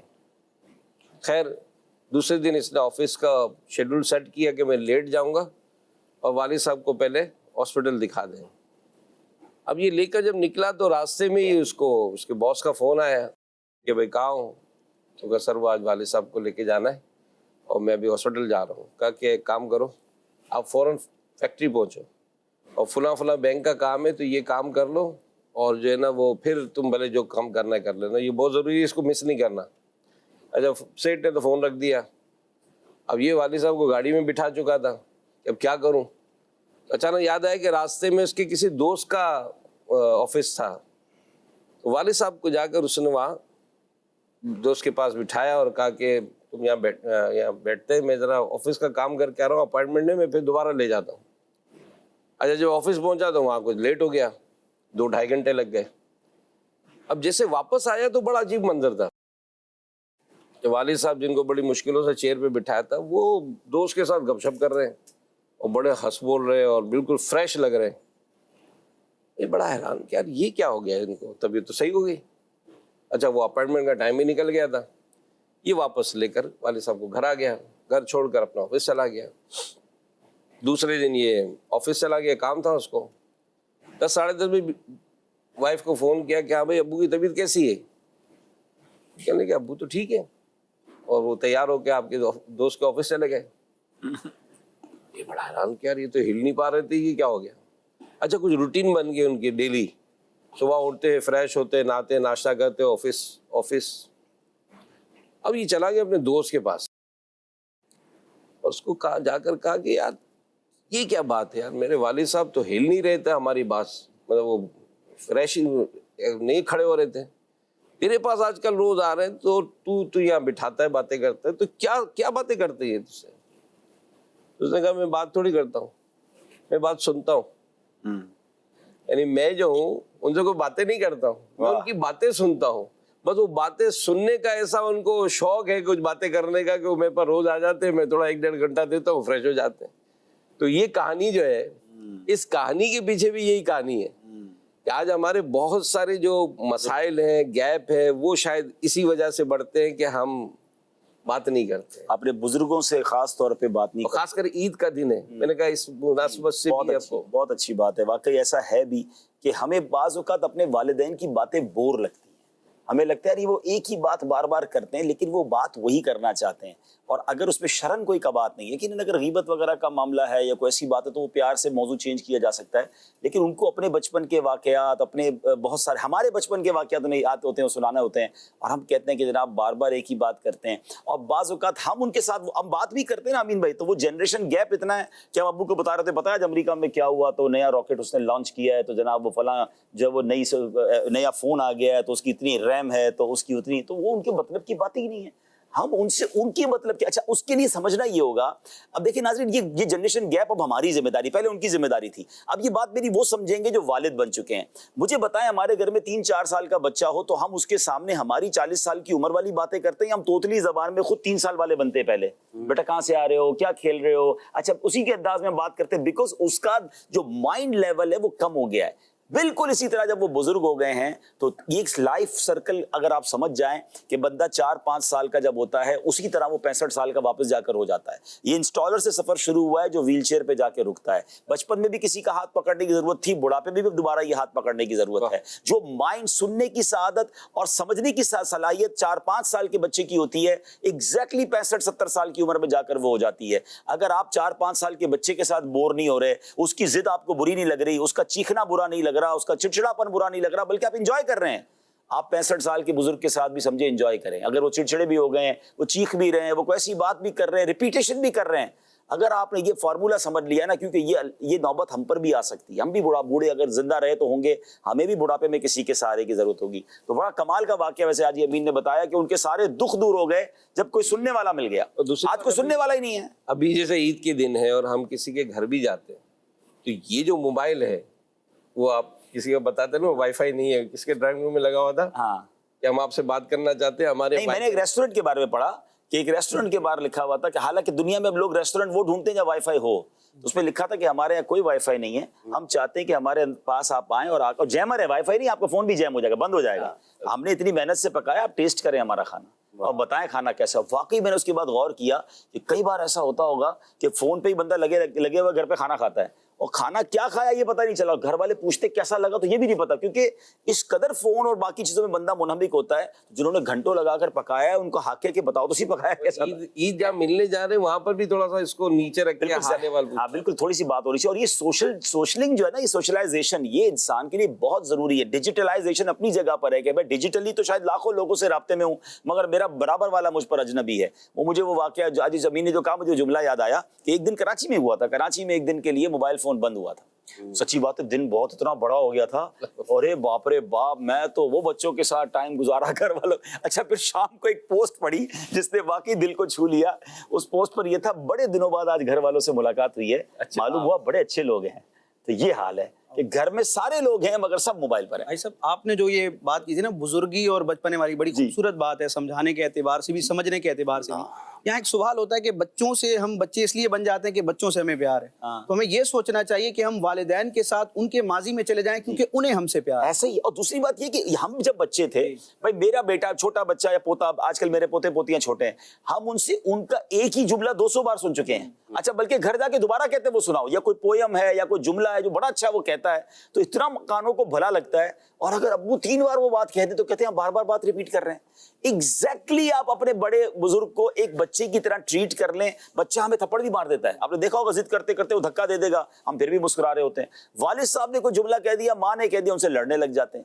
یہ نہ کریں. یہ جس دن آپ نے یہ فینومینا سمجھ لیا کہ بچہ اور بوڑھا برابر ہوتا ہے، آپ انجوائے کریں ان کے ساتھ. بلکہ سچی بات تو میں یہاں یہ کہہ دوں کہ جن بچوں کو والدین بڑھاپے میں ملے ہیں اور انہیں خدمت کا موقع ملا ہے نا، یو آر سو لکی. کیونکہ بہت بڑی تعداد میں والدین وہ ہیں جو بچوں کی خدمت کرتے کرتے ہی دنیا سے چلے گئے. بچوں کی باری تو آنے ہی نہیں دی, ہمیں تو موقع ہی نہیں ملا ان پر خرچ کرنے کا, ان کی خدمت کرنے کا. انہوں نے ہماری خدمت کی اور چلے گئے. اگر آپ میں سے کسی کو یہ موقع ملا ہے کہ ان پر آپ خرچ کر پا رہے ہیں, یا ان کو ڈاکٹر کے پاس لے جا رہے ہیں, ان کے پیر دبا رہے ہیں, ان کو کھانا کھلا رہے ہیں, یو آر سو لکی. آپ نے وہ حدیث سنی ہوگی نا جس کا مضمون ہے کہ جو بچہ محبت سے والدین کو دیکھے اسے مقبول حج کا ثواب ہے. ہم نے یہاں تک تو سنا ہے, اس کے آگے سنیے, جب دیکھنے پر حج کا ثواب ہے تو خدمت پر ثواب کتنا ہوگا, خرچ کرنے پر ثواب کتنا ہوگا, اور ڈاکٹر کے پاس لے جانے کا ثواب, یہ تو صرف محبت سے دیکھنے پر حج کا ثواب ہے. تو اگر آپ کو یہ مل رہی ہے چیزیں اور آپ لکی ہیں تو پھر آپ دیکھیں وارے نیارے ہو جائیں گے. تو اللہ کرے. گیپ اتنا بڑھ گیا کہ کسی نے کہا کہ پہلے اگر کسی والد کو بچوں کا پوچھنا ہوتا تھا نا, بھائی جاؤ بلال کہاں ہے, اسد کہاں ہے, ڈھونڈو بھائی, اب وہ ڈھونڈ رہے گھر میں کہاں ہے, تو کہا اب ڈھونڈنے کی ضرورت نہیں ہے, اب گھر کا وائی فائی بند کر دے خود ہی نکل آئیں گے. یہ کیا ہو گیا مل کر بیٹھنا ہے نا, یہ اللہ کا انعام ہے. حدیث پاک میں صحابی کہتے ہیں کہ پہلے ہم کسی گھاٹ پر اترتے تھے تو جدا جدا ہو کر بیٹھ جاتے تھے. نبی پاک علیہ الصلوۃ والسلام نے فرمایا جدا ہو کر نہ بیٹھو, یہ شیطان کی طرف سے. تو اس کے بعد سے صحابہ کرام ایک ساتھ کہیں بھی کسی سفر سے واپس آتے تو مل جل کر بیٹھتے تھے. اور جب بندہ بڑوں کے ساتھ مل جل کر بیٹھتا ہے تو اس کے بہت فوائد ملتے ہیں. ظاہر ہے کہ بہت سارے ایکسپیرینس شیئر ہوتے ہیں, ماں باپ اپنے واقعات بتاتے ہیں, اپنی گزری ہوئی باتیں بتاتے ہیں, بہت کچھ سیکھنے کو ملتا ہے. اب آج کل تو ظاہر ہے جس طرح آپ نے کہا جنریشن گیپ اتنا ہے, کئی ایسے افراد دیکھیں جو ایک ہی گھر میں رہتے ہیں اور ملاقات ہی نہیں ہوتی, یعنی آنے کا ٹائم کچھ اور ہے اور ان کا جانے کا ٹائم کچھ اور ہے, مل کے ہی نہیں بیٹھ رہے. خود بتاتے ہیں کہ یار ہم مل ہی نہیں پا رہے. ایک شخص نے کہا نا کہ میں نے اپنے بچوں کو یوں بڑا ہوتے ہوئے نہیں دیکھا ہے, میں نے اپنے بچوں کو یوں بڑا ہوتے ہوئے دیکھا ہے, میں نے بستر پہ ہی بڑا ہوتے دیکھا ہے. میں نے یوں کبھی, وہ جب آیا ہوں سوئے ہوتے ہیں, میں اسکول جاتا ہوں کام پہ تو اسکول چلے گئے ہوتے ہیں, واپس آتا ہوں تو سو گئے ہوتے ہیں. تو میں یوں دیکھتا رہا کہ ہاں بڑے ہو رہے ہیں, یوں دیکھ نہیں پایا, تو اتنا گیپ آ گیا ہے.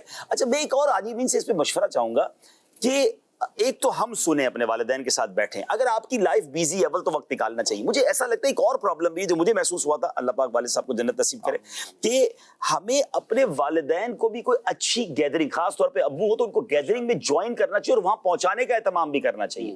بعض اوقات گھر میں وہ ایک کمرے میں بند رہ کے نا بیمار بھی ہو جاتے ہیں, ان کی ایکٹیویٹی بھی ختم ہو جاتی ہے. آپ دیکھیں وہ بزرگ لانگ ٹرم چلتے ہیں جو 5 نمازیں باجماعت پڑھتے ہیں, تو ان کی نمازیوں کے ساتھ ترکیب بن جاتی ہے, پھر نماز کے بعد وہیں بیٹھ جاتے ہیں. کئی بزرگوں کے بارے میں ہم نے دیکھا کہ وہ جو اثر پڑھنے گئے تو عشاء پڑھ کے آئے, وہ اثر کے بعد وہیں بیٹھے, کہیں چائے پی لی, دوست 4-5, اچھا بزرگ کے بزرگی دوست بن جاتے ہیں.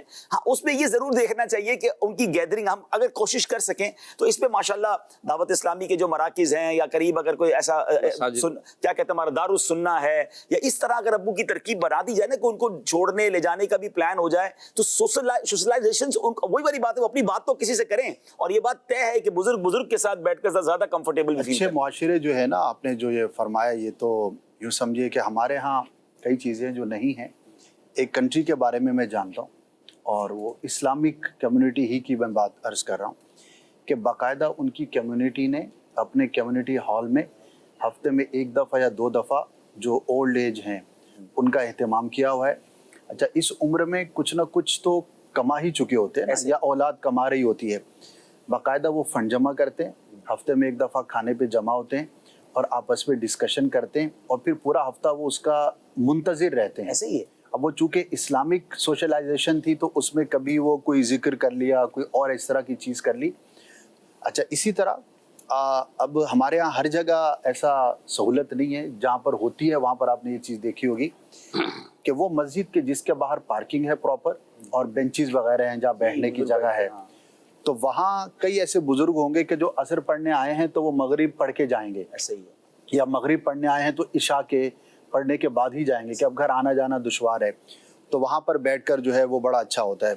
اور جس علاقے میں میری رہائش ہے تو مسجد بھی ہے وہاں پہ, اور پاس میں ایک جگہ ہے جہاں پر لوگ صبح میں واک کر رہے ہوتے ہیں, تو کبھی میرا بھی جانا ہوتا ہے, تو 5-6 پرٹیکولر بابے وہ بیٹھے ہوتے ہیں, بڑے انجوائے کرتے ہیں, اور وہ اتنا انجوائے کر رہے ہوتے ہیں کہ ہمیں ان کو دیکھ کے خوشی ہوتی ہے, اور وہ اپنی باتیں بچپن کی, اچھا وہ چونکہ سماعت کم ہو جاتی ہے, زور زور سے بولتے ہیں, پورے علاقے میں نا آواز آ رہی ہوتی ہے وہاں پہ, تو اب وہ کوئی بچپن کا واقعہ, کبھی کسی کی پولیٹیکل ایفیلیشن ہے تو اس پر, تو ملک سدھار رہے ہوتے ہیں, لیکن ایک بیٹھک ہے ان کی, بڑا اچھا لگتا ہے. اچھا ہیں سارے نمازی اور نماز پڑھ کے ہی باہر آتے ہیں, تو اگر کسی سوسائٹی کے اندر باقاعدہ اس کا ارینجمنٹ کیا جائے. میں نے ترکی میں دیکھا اسد بھائی, تقریباً مساجد کے ساتھ, ترکی کے ملیشیا میں بھی مساجد کے ساتھ باقاعدہ انہوں نے ایک کیفے بنایا ہوا ہوتا ہے, مساجد کی طرف سے ہی ہے, اور وہاں چائے کا انتظام ہوتا ہے, نماز پڑھ کے لوگ ادھر بیٹھے ہوتے ہیں, اور وہی والی بات, ایک نماز سے دوسری نماز تک میں چائے پی, باتیں کی, پھر دوبارہ نماز کے لیے چلے گئے. کچھ لوگ ماشاءاللہ عبادت گزار ہوتے ہیں تو وہ قرآن پڑھتے رہتے ہیں. لیکن آپ کو یہ سوشلائزیشن کا انتظام کرنا چاہیے. اور ماشاءاللہ اب ہمارے کراچی میں تو رواج پڑ گیا ہے کہ تقریباً بلڈنگوں میں مساجد ہیں, اور تقریباً بلڈنگوں میں ہی پارک بنا دیا انہوں نے, کوئی نہ کوئی ایسا سسٹم بنا دیا, بینچز وغیرہ لگا دیے, بڑی بلڈنگیں جو ہیں. تو وہاں میں نے دیکھا ہے کہ ماشاءاللہ ایک پوری روٹین ہے کہ بھائی نماز کے بعد, اور یہ دیکھیں اللہ کی شان دیکھیں کہ نمازی ہے نا, اس کا جو سوشلائزیشن ہے, 5 وقت کا جو نمازی, کہتے ہیں نا کہ اللہ فرشتوں کا ساتھی بنا دیتا ہے, تو نمازی بھی ایک دوسرے کے دکھ سکھ کے ساتھی ہوتے ہیں. یہاں تک ہوتا ہے کہ بندہ ایک نماز میں نہ آئے, 2 نمازوں میں نہ, تو گھر پہ فون آ جاتا ہے, خیریت تو ہے, طبیعت تو ٹھیک ہے حاجی صاحب کی, وہ نماز میں نہیں آئے. تو ہم رمضان کے بعد ایسے غائب ہوتے ہیں. بلکہ جناب ایک میرے پاس ایسی تصویر ہے, کل سے میں نے جب سے دیکھی ہے نا, تو ایسی دل جو ہے وہ میرا ہل گیا ہے. اس میں 5 نمازی ہیں, اور جملہ یہ لکھا ہے, the guests have departed and the family members remain behind. اللہ مہمان چلے گئے ہیں اور گھر والے موجود ہیں. کیا مسجدوں کا یہ حال پہلے دوسرے دن میں نہیں ہوگا؟ ایسا کیوں کرتے ہیں؟ رمضان میں جب میں نمازی تھا تو اس کے بعد بھی نمازی ہونا چاہیے. رمضان میں مسجد جا سکتا ہوں تو اس کے رمضان میں تو پریکٹس بنی ہے, تو اب اس پریکٹس کو کنٹینیو کرنا چاہیے تھا نہ کہ چھوڑ کے چلے جاتے. تو مسجد is the best way to socialise, لوگوں سے ملنا ملانا, آپ اپنے دل کی بات کرتے ہیں. اور ماشاءاللہ اللہ کے گھر میں جب کسی سے مل رہے ہوتے ہیں تو ایک تقدس کے ساتھ ملاقات ہو رہی ہوتی ہے. تو اللہ کرے کہ اس چیز کو ہم کنٹینیو کریں. فراز بھائی آج آئیں, ماشاءاللہ کوئی واقعہ سنائیں گے اب انشاءاللہ. جی بالکل, واقعہ جو ہے وہ اس طرح ہے کہ ایک شخص کسی کے بارے میں ایک کہانی ذہن میں بٹھائے ہوئے ہے, اور وہ اپنے ایک بزرگ سے شیئر کرتا ہے. کہانی یہ ہے کہ مشہور یہ ہے کہ ایک شخص ہے جو جنت کا طلبگار نہیں ہے اور دوزخ سے اس کو کوئی خوف نہیں ہے. مردار کھاتا ہے, بغیر رکوع سجود والی وہ نماز پڑھتا ہے, بغیر دیکھے گواہی دیتا ہے, اتنوں کو پسند کرتا ہے اور سچائی کو ناپسند کرتا ہے, اور ساتھ ہی ساتھ وہ رحمت سے دور بھاگتا ہے اور یہود و نصارہ کی تصدیق کرتا ہے.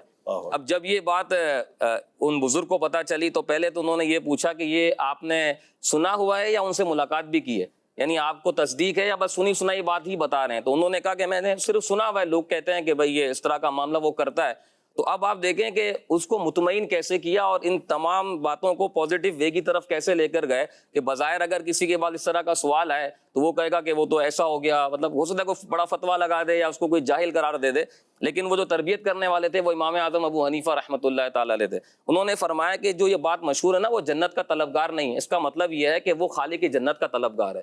جب وہ خالق جنت کا طلبگار ہے تو جنت تو اس کو آٹومیٹکلی مل ہی جائے گی. اسی طرح وہ دوزخ سے نہیں ڈرتا, اصل میں وہ خالق دوزخ سے ڈرتا ہے. جب وہ دوزخ کے خالق سے ڈرنے والا ہے تو آٹومیٹکلی اللہ اس کو یقیناً جہنم سے بچا لے گا. وہ مردار کھاتا ہے تو مردار کھانے سے مراد ہے تو وہ مچھلی کھاتا ہوگا یا ٹڈی کھاتا ہوگا, اور حدیث میں دونوں چیزوں کو بیان کیا گیا کہ بغیر ذبح اس کو کھانا جائز ہے. اسی طرح وہ بغیر رکوع سجود کے نماز پڑھتا ہے, اس کا مطلب یہ وہ نماز جنازہ پڑھتا ہوگا. نماز جنازہ میں نہ رکوع ہے نہ سجود ہے. اسی طرح وہ بغیر دیکھے گواہی دیتا ہے, تو اصل میں وہ اللہ کے واحد ہونے اور نبی پاک علیہ الصلوۃ والسلام کے نبی ہونے کی گواہی دیتا ہے. دونوں چیزیں بغیر دیکھے ایمان لانے والی ہے, دونوں پر بغیر دیکھے گواہی دی جاتی ہے. اسی طرح وہ فتنے کو پسند کرتا ہے, تو کہنے لگے کہ دیکھیں قرآن پاک میں اموالکم و اولادکم فتنہ, تمہارا مال بھی فتنہ ہے, تمہاری اولاد بھی فتنہ ہے. تو یہ ظاہر ہے کہ نیچرلی بندے کو تو محبت ہوتی ہے تو وہ اس طرح فتنوں سے محبت کرتا ہے.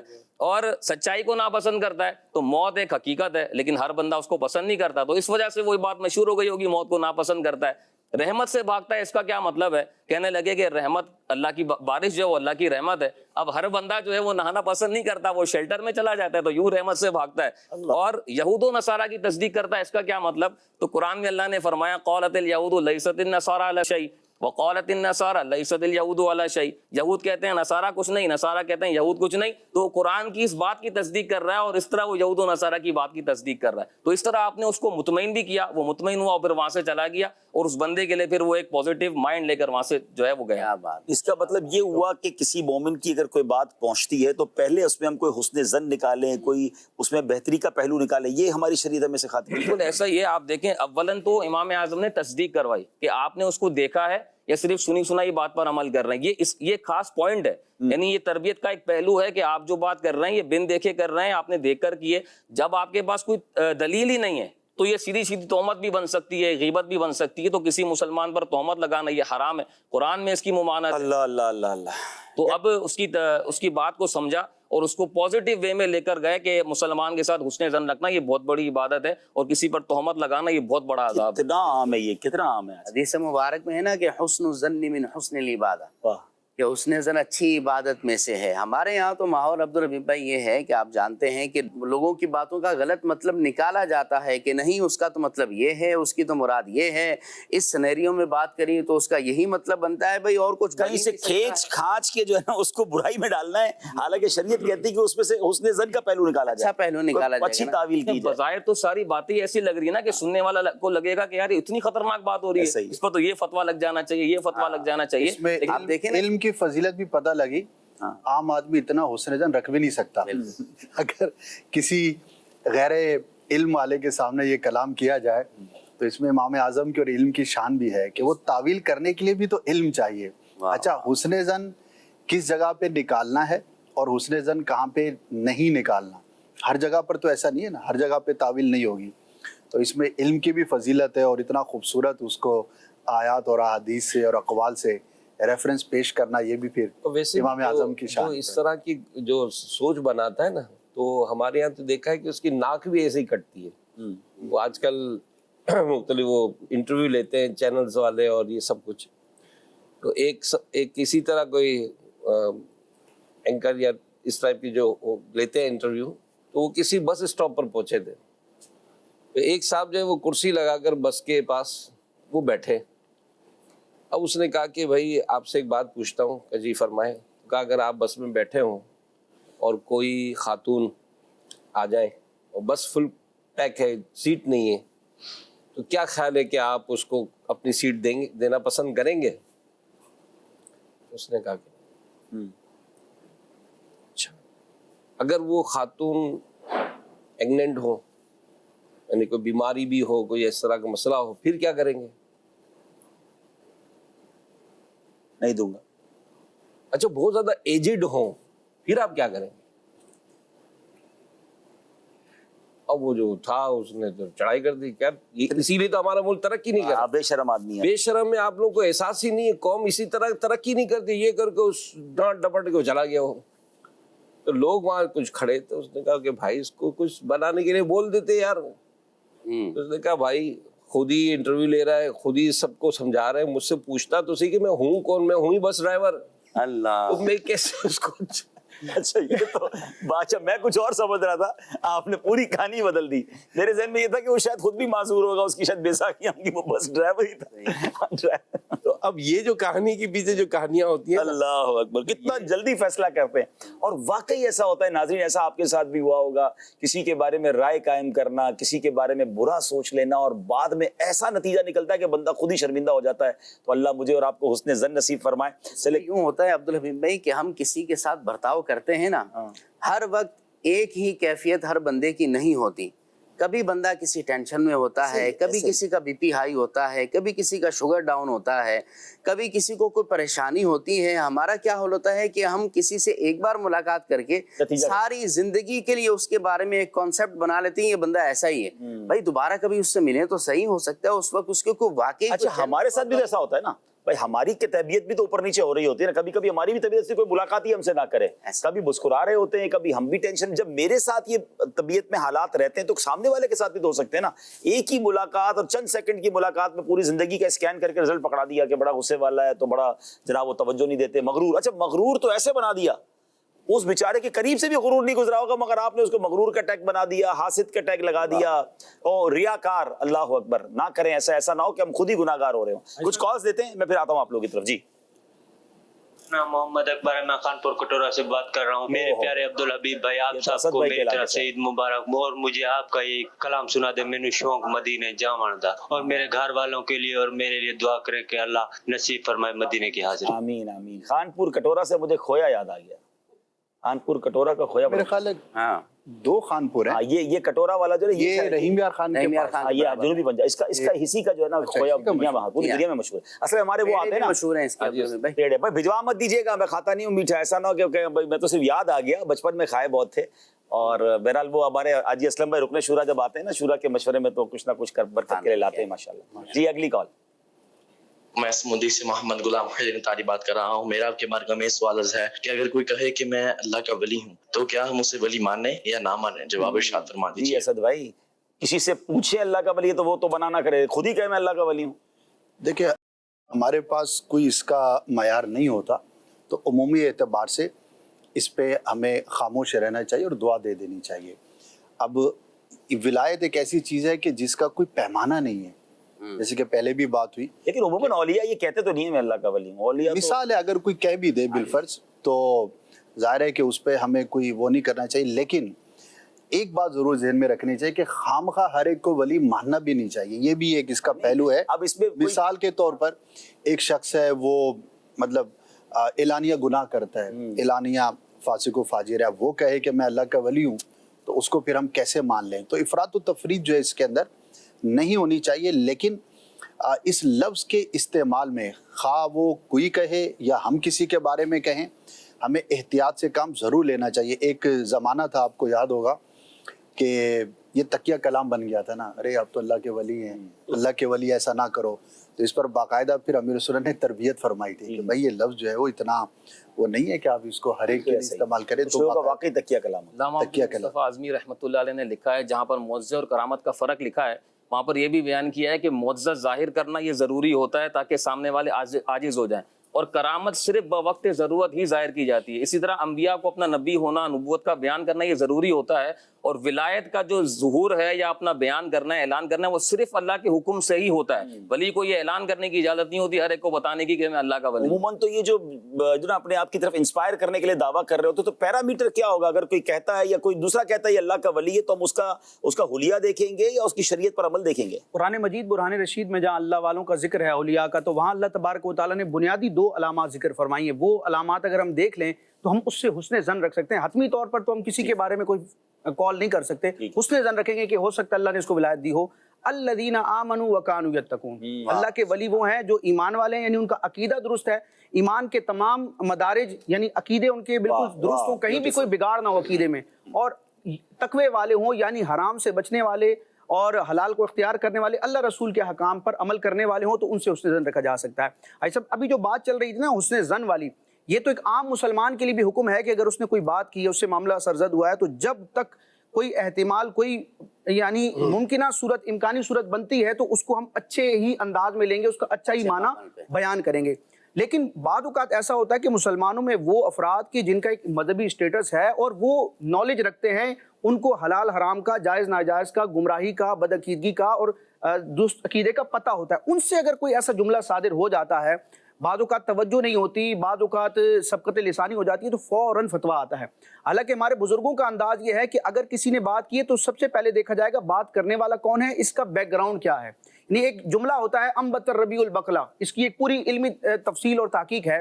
تو یہاں پر علماء کہتے ہیں کہ کہنے والا کون تھا، خدا کا منکر یا مسلمان. اگر خدا کا منکر ہے، ملحد ہے، تو اس کا مفہوم کچھ اور بیان کیا جاتا ہے، حکم کچھ اور لگتا ہے، اور مومن کہے تو اس کا حکم پھر کچھ اور بیان کیا جاتا ہے. تو بالخصوص جو علماء ہوتے ہیں، بعض اوقات سبقت لسانی ہو جاتی ہے، عدم توجہ کی وجہ سے بعض اوقات کچھ ہو جاتا ہے، تو وہاں درست احتمال رکھنا چاہیے اور ان سے وضاحت لے لینی چاہیے. ڈائریکٹ فتویٰ نہیں لگانے چاہیے کہ یہ تو معاذ اللہ گمراہ ہوگا. فیصلہ خاص طور پر جو ہے نا یہ ایمان و کفر کے معاملات کو دیکھا جائے، مفتیان کرام کے جو اصول ہیں، ہمارا پورا ایک کورس ہوتا ہے، اس میں یہ چیز واضح طور پر ہے کہ فوراً کسی پر حکم کفر نہیں لگایا جاتا، بلکہ اس کے اندر یہ دیکھا جاتا ہے کہ اگر کسی نے کوئی بات کہی ہے، اگر جو ہے وہ 99 اس کے پہلو ایسے ہیں جو کفر کی طرف جاتے ہیں اور ایک پہلو اس کا ایسا ہے جو ایمان کی طرف جاتا ہے، تو حکم یہ ہے کہ ایمان والے پہلو پر ہی اس کو محمل کیا جائے گا، محمول کیا جائے گا، اگرچہ وہ ضعیف ہو.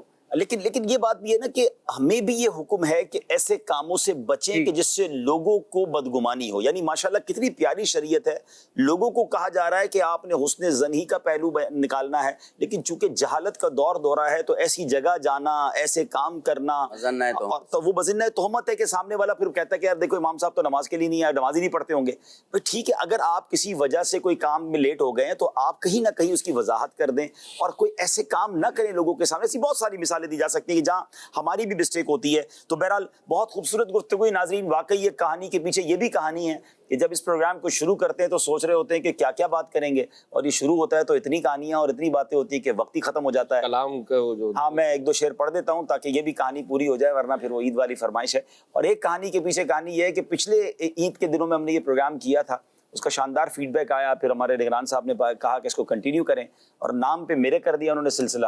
اور اس کے پیچھے کہانی یہ ہے کہ شاید اکثر سلسلوں میں غیر حاضر رہا، ہماری ٹیم یہ سلسلہ کرتی رہی. 2 اشعار پنجابی نعت کے، اور واقعی وہ کلام ایسا ہے کہ شاید ہم سب کے دل کی تمنا ہے کہ سب کو ہی مدینے جانے کا شوق ہے. کون مسلمان ہے جو مدینے جانے کا شوق نہیں رکھتا؟ اللہ یہ شوق ہمارا سب سے بڑا شوق بنا دے، سب سے بڑی تمنا بنا دے. عشق مدینہ نصیب فرمائے. درود پاک پڑھ لے. صلو علی الحبیب صلی اللہ تعالی علی محمد صلی اللہ علیہ وسلم.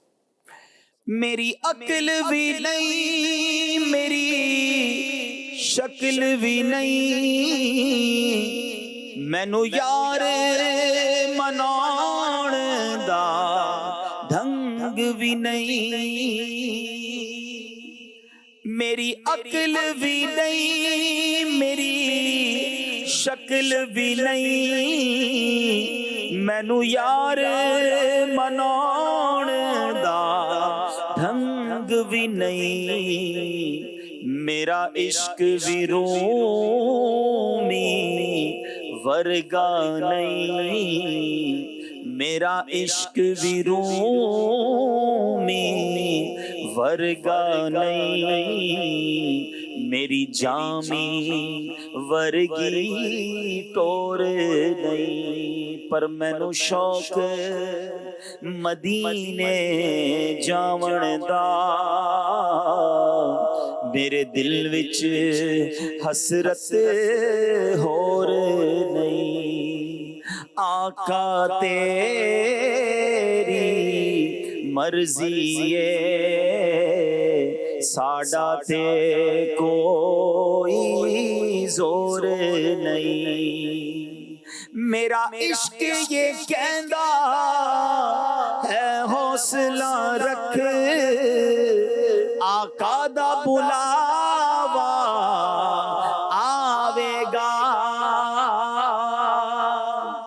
میرا عشق یہ کہندا ہے حوصلہ رکھ، آقا دا بلاوا آوے گا. پر کی کریے بے صبری دا، پر کی کریے بے صبری دا. میرے دل وچوں جاندا چور نہیں، مینو شوق مدینے جاون دا. میرے دل وچ حسرت ہور نہیں. آقا تیری مرضی ہے، ساڈا تے کوئی زور نہیں. صلو علی الحبیب صلی اللہ تعالی علی محمد صلی اللہ علیہ وسلم. جھوٹ کیا ہے سچ ہے کیا، کیا ہے آخر ماجرا، دیکھ لو تم ٹھیک سے پھر کرنا کچھ فیصلہ.